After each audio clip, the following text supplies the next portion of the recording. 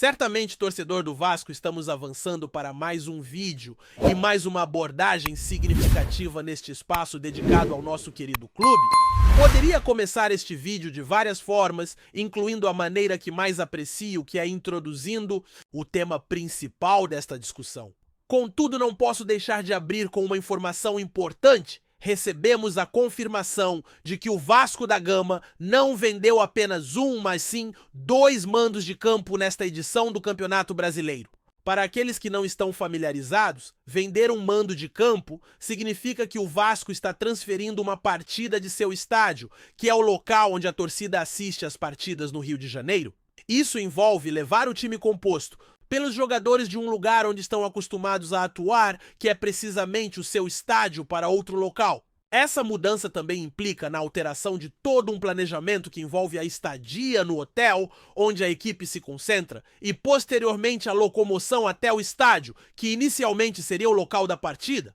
Ali tudo já é mapeado e detalhado, e há uma certeza sobre como será a chegada ao estádio, a recepção dos torcedores e a atmosfera nas arquibancadas. Além disso, a familiaridade com a grama adquirida pelo tempo que esse elenco já jogou em seu estádio, que é de fato a verdadeira casa do Vasco, é um aspecto crucial. Com a venda do mando de campo, tudo isso se altera. O clube decidiu transferir um jogo para outra cidade, que neste caso é Brasília, mais especificamente para o estádio Mané Garrincha. Não tenho nada contra Brasília ou o estádio Mané Garrincha, dado que na capital federal há muitos torcedores do Vasco, provavelmente apenas atrás do Espírito Santo. O estádio segue para um novo local que é Brasília, mais precisamente o estádio Mané Garrincha. Não tenho qualquer objeção a Brasília ou ao Mané Garrincha, visto que muitos torcedores do Vasco residem na capital federal.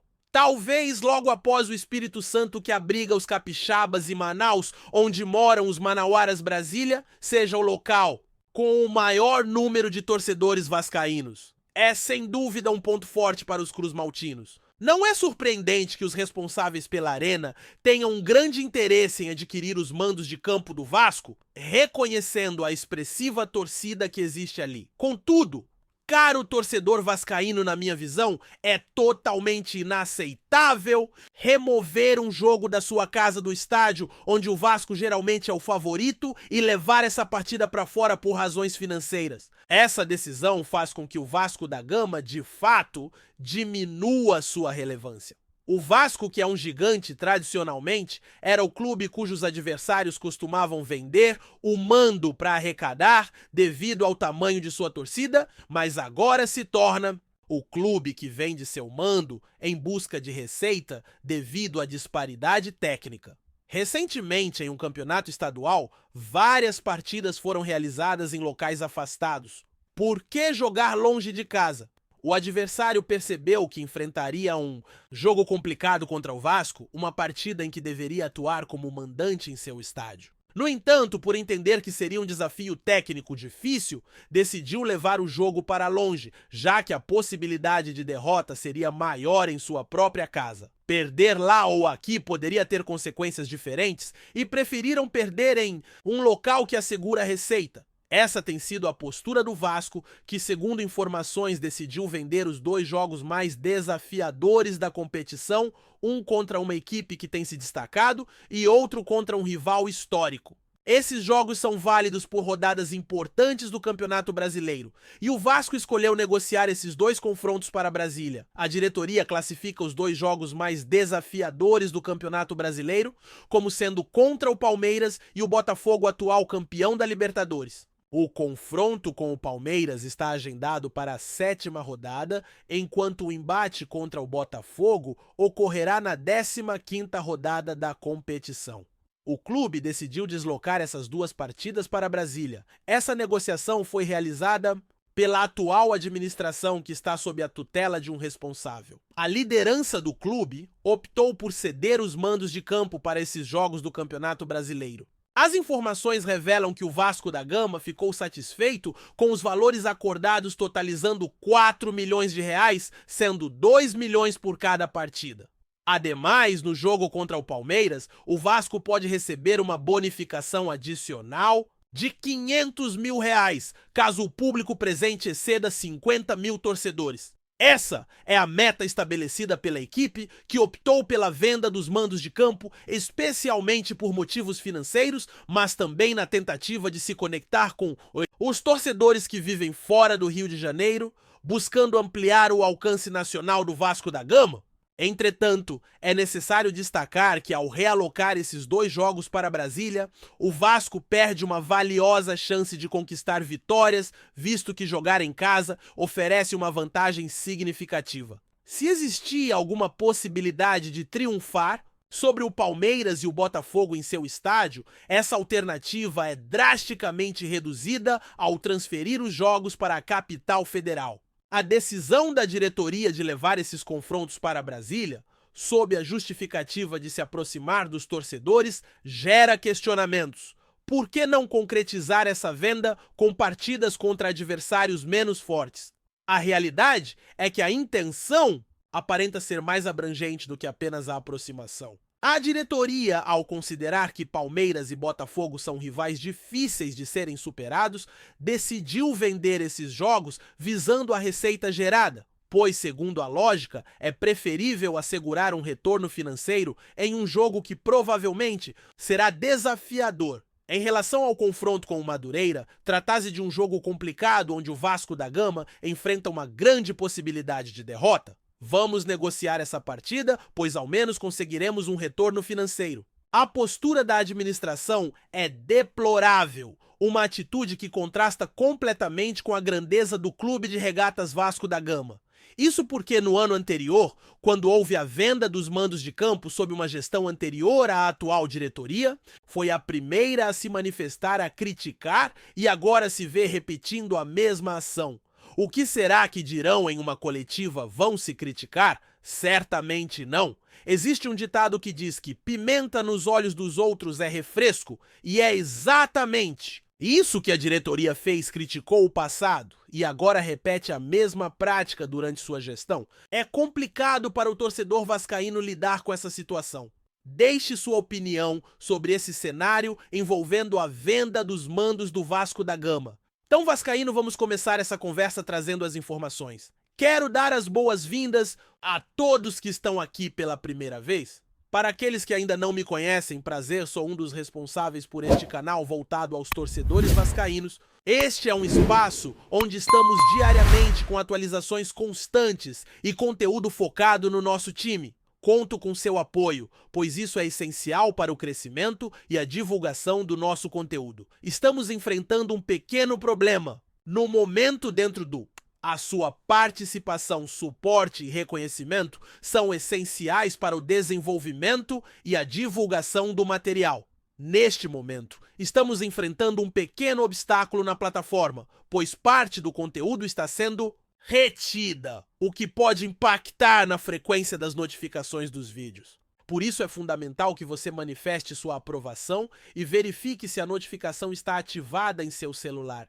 Caso não esteja, ative-a e inscreva-se para que mais torcedores possam acessar o conteúdo.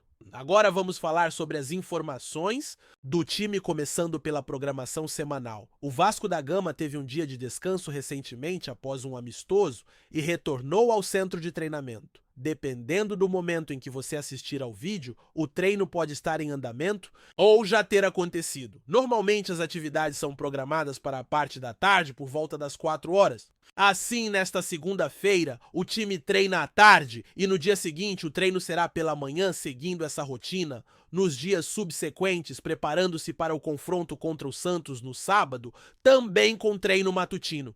Em relação ao dia de hoje, temos uma semana muito significativa pela frente e as expectativas são de que na prática desta segunda-feira, alguns atletas que vinham sentindo dores possam participar. Um deles já conseguiu voltar a treinar, enquanto outros ainda não puderam jogar devido a lesões. Um jogador está em tratamento para uma lesão já diagnosticada e outro sofreu um edema durante uma partida crucial. No último fim de semana, alguns atletas não puderam participar do jogo, um deles está em recuperação e já recebe tratamento, enquanto o outro teve um edema em uma partida de grande importância nas semifinais de um torneio. No entanto, Há uma expectativa otimista em relação a ambos, pois podem voltar a se juntar ao grupo durante a semana de preparação para enfrentar um oponente decisivo. A semana já começou e o Vasco tem um grande desafio pela frente. O time passou por um extenso período de treinos intensos e essa preparação será finalizada apenas ao final desta semana, um momento crucial. A torcida anseia por ver uma nova postura da equipe no próximo jogo, pois busca motivação e demonstra insatisfação com o desempenho recente. Você confia no potencial do time e no trabalho do treinador? Tem fé na contribuição que um dos atletas pode trazer durante essa fase de preparação? Compartilhe sua opinião. Além disso, pela manhã foi divulgada uma informação importante sobre a busca do clube por novos atacantes, já que a equipe continua ativa nas contratações, especialmente em busca de reforços para essa posição. A situação nas beiradas é considerada uma questão que requer atenção no centro de treinamento. O clube está focado nesta janela de transferências na aquisição de jogadores que possam integrar o elenco com um olhar especial na defesa, particularmente na lateral, esquerda e na zaga, além de reforços para o ataque, incluindo um atleta que possa atuar ao lado de nomes mencionados. A procura por jogadores para compor o elenco tem se focado de maneira predominante na defesa, especialmente na lateral esquerda e na posição de zagueiro. No entanto, também é perceptível a urgência por reforços no ataque, com ênfase em um jogador para a ponta e outro que possa atuar como respaldo para uma figura central no ataque. Um nome que recentemente chamou atenção no centro de treinamento pertence a um atleta que, apesar de não ter sido utilizado pelo clube anterior, já não é mais visto como uma opção de negociação pela gestão. A equipe está enfrentando dificuldades nas negociações e planeja utilizá-lo ao longo da temporada de 2025. Em vista disso mesmo, com um pré-acordo para a sua contratação, a expectativa atual é de que a transação não se concretize. Neste instante, a equipe não está inclinada a liberar o jogador. É importante destacar que a janela de transferências permanece aberta até o dia 11 de abril, proporcionando quase mais 20 dias para negociações, e as circunstâncias podem mudar. Continuaremos acompanhando e informando sobre qualquer atualização em relação a esse atleta. A busca por novos nomes no mercado continua e a expectativa é que um jogador possa ser encontrado para fortalecer a linha de ataque. Essa seria uma alternativa interessante. O tema permanece em discussão e novas informações poderão emergir a qualquer momento. Antes de continuarmos, já te convidamos para se inscrever no canal Colina News e deixar seu like, assim você fica por dentro de todas as novidades do Vascão de forma exclusiva. Bora continuar! Em um cenário tenso e cheio de expectativa, o Vasco se prepara para a estreia no Campeonato Brasileiro. Um confronto decisivo contra o Santos em São Januário. No entanto, o drama vai além das quatro linhas. Em um jogo-treino marcado pela tensão, a equipe venceu o Boa Vista por 2-1, mas o verdadeiro foco estava em um único nome: Adson. Após 7 longos meses de ausência, ele finalmente pisou novamente no gramado, dando um passo gigantesco na sua recuperação. O atacante, que passou por uma cirurgia dolorosa para corrigir uma fratura na tíbia, enfrentou meses de luta. Sua recuperação foi marcada por complicações quando a placa de fixação, responsável por estabilizar a fratura, passou a provocar incômodos. A dor foi insuportável e a necessidade de retirar a placa se tornou inevitável. Esse período de angústia e incerteza fez com que o retorno de Adson fosse uma verdadeira prova de superação. Lembrando a todos, o momento da lesão foi no dia 26 de agosto, em uma partida contra o Atlético. A vitória por 2-1 parecia promissora, mas para Adson, aquele jogo seria o último antes de um longo afastamento, que duraria mais de meio ano. Agora, no entanto, ele volta ao time, após semanas de trabalho intenso, ainda sem estar totalmente recuperado, mas com a esperança de estar perto de reencontrar sua melhor forma. O treinador Fábio Carille, atento a todos os detalhes, já declarou sua intenção de contar com Adson para a estreia no Brasileirão. O jogo contra o Santos, marcado para o dia 30, será o teste final. Adson ainda não está 100% pronto, mas sua evolução é visível e a expectativa por sua participação no confronto está nas alturas. O destino de um atleta e a paixão de uma torcida se cruzam nesse momento de tensão e esperança.